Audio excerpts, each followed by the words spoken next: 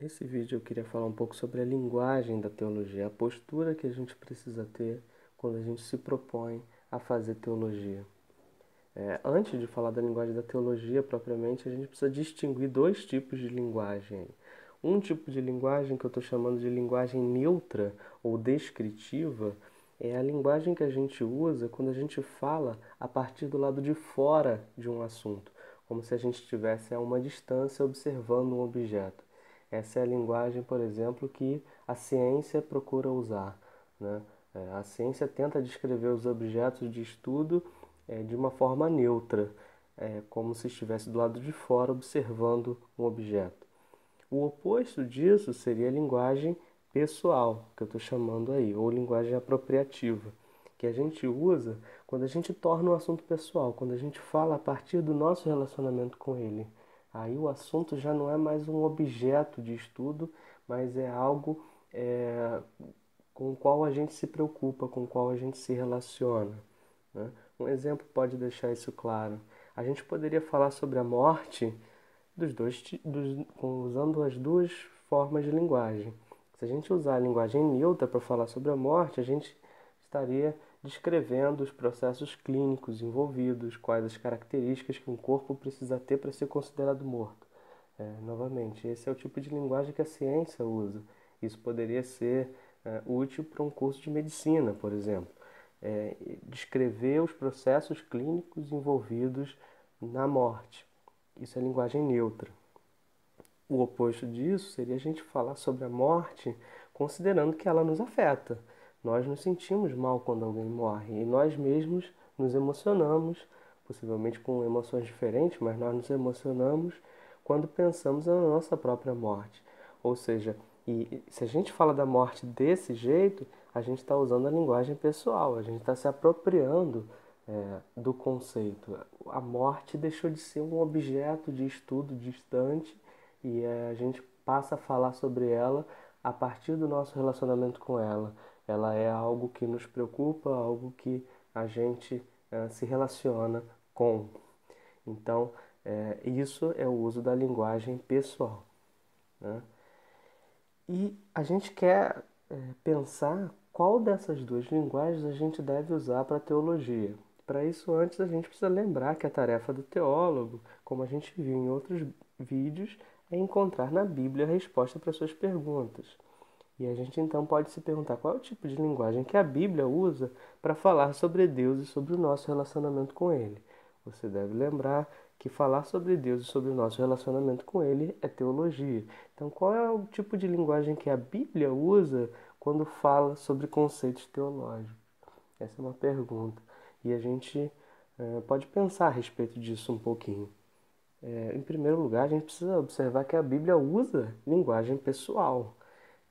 Talvez o exemplo mais clássico disso sejam os Salmos, né? Veja aí o Salmo 18, o salmista diz: Eu te amo, ó Senhor, minha força. O Senhor é a minha rocha, a minha fortaleza e o meu libertador. Veja, o salmista está comparando Deus com uma rocha. Uma rocha é algo firme, algo imutável.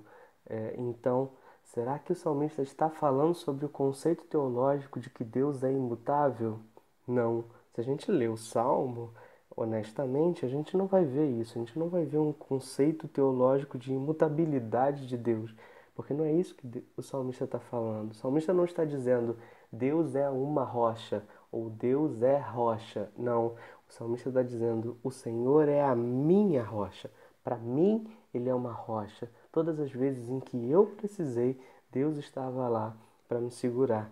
E ele repete isso ao longo de todo o Salmo. O Senhor é a minha fortaleza, o meu libertador, o meu Deus, o meu rochedo em quem eu me refugio.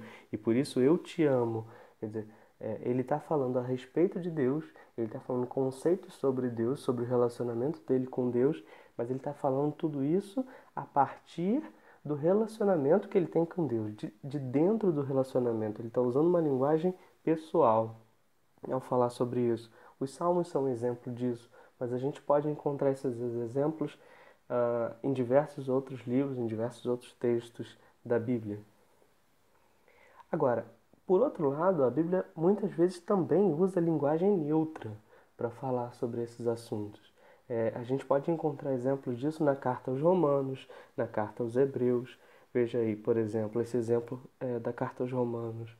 Pois desde a criação do mundo, os atributos invisíveis de Deus, seu eterno poder, sua natureza divina, têm sido vistos claramente, sendo compreendidos por meio das coisas criadas, de forma que tais homens são indesculpáveis.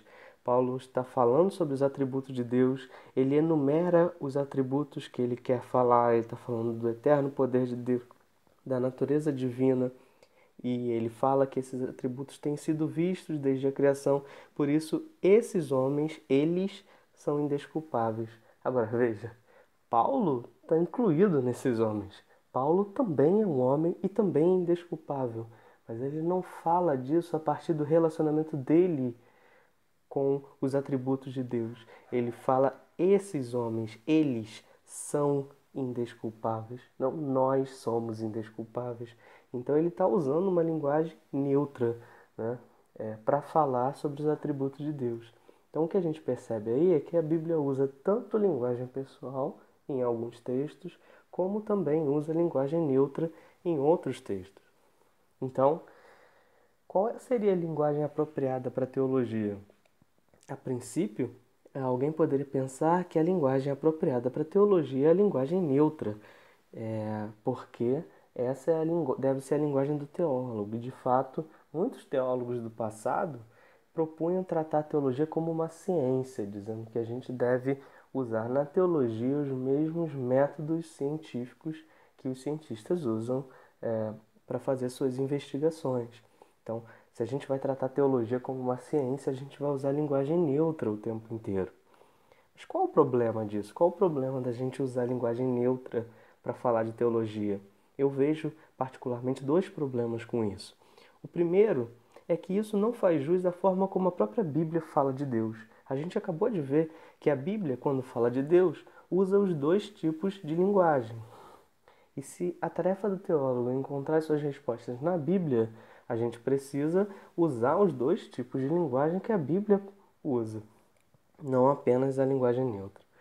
E o segundo problema com isso, talvez o principal problema, a meu ver, é que se a gente usar uma linguagem neutra para fazer teologia, o nosso modo de fazer teologia vai ser diferente do ensino da própria teologia. Porque na teologia a gente vai ensinar que Deus é o ser supremo, é digno de todo louvor, é digno da nossa adoração, é digno do nosso amor, é o ser que a gente precisa amar. No entanto, quando a gente fala desse Deus, a gente fala de maneira fria, distante, e aí o modo da gente fazer teologia vai estar sendo incoerente com o ensino da própria teologia, se a gente fica usando apenas a linguagem neutra o tempo todo. Então a gente podia correr para o outro lado. Então vamos tentar construir uma teologia usando apenas linguagem pessoal. Vamos ignorar todas as vezes em que a Bíblia fala usando linguagem neutra e vamos usar apenas linguagem pessoal. Mas novamente, a gente teria um outro problema aí. O outro problema é que a linguagem pessoal é relativa, ela é subjetiva, ela depende do meu relacionamento com Deus, que pode ser diferente do relacionamento que você tem com Deus ou que outra pessoa tem com Deus. E, por outro lado, a Bíblia precisa tratar, a teologia precisa tratar de assuntos absolutos, de assuntos objetivos, porque a Bíblia fala, sim, de verdades morais absolutas e objetivas que estão fora de nós. Então, a gente não pode ficar o tempo todo usando linguagem relativa e subjetiva. Existem verdades morais absolutas e a gente precisa falar a respeito delas. Então, a conclusão que a gente tira é que, para fazer teologia, a gente precisa dos dois tipos de linguagem. A gente vai ter que usar a linguagem neutra para descrever os assuntos teológicos, para falar das verdades absolutas que estão subjacentes à própria Bíblia. Mas a gente também vai ter que usar a linguagem pessoal, porque esses assuntos teológicos precisam nos afetar, porque a gente precisa muitas vezes mudar de comportamento a partir das conclusões que a gente chega sobre esses assuntos teológicos. Então a gente também vai ter que usar a linguagem pessoal, não apenas a linguagem neutra. A teologia precisa fazer o uso das duas linguagens. E nisso a nossa teologia aqui pode estar sendo um pouco diferente de algumas outras teologias que você vai ver por aí, no fato de que a gente vai tentar usar os dois tipos de linguagem. Não apenas uma linguagem científica, neutra, mas também uma linguagem pessoal. Toda teologia é teologia prática. Toda teologia é teologia para a vida e precisa afetar a nossa vida. Uma forma talvez um pouco filosófica de dizer isso é dizer que a essência de Deus orienta a nossa existência, ou seja, aquilo que Deus é orienta a forma como a gente se comporta, a forma como a gente toma as nossas decisões. A essência de Deus orienta a nossa existência. Existe uma essência, existe uma verdade absoluta e objetiva fora de nós, em Deus. E essa verdade precisa se transformar em decisões, em comportamentos concretos da nossa parte no aqui e agora. Ou seja, a essência de Deus está orientando a nossa existência. Por isso a gente precisa da linguagem neutra para falar da essência de Deus e precisa da linguagem pessoal para falar sobre o comportamento e o nosso comportamento, sobre como essa verdade absoluta nos afeta no aqui e agora.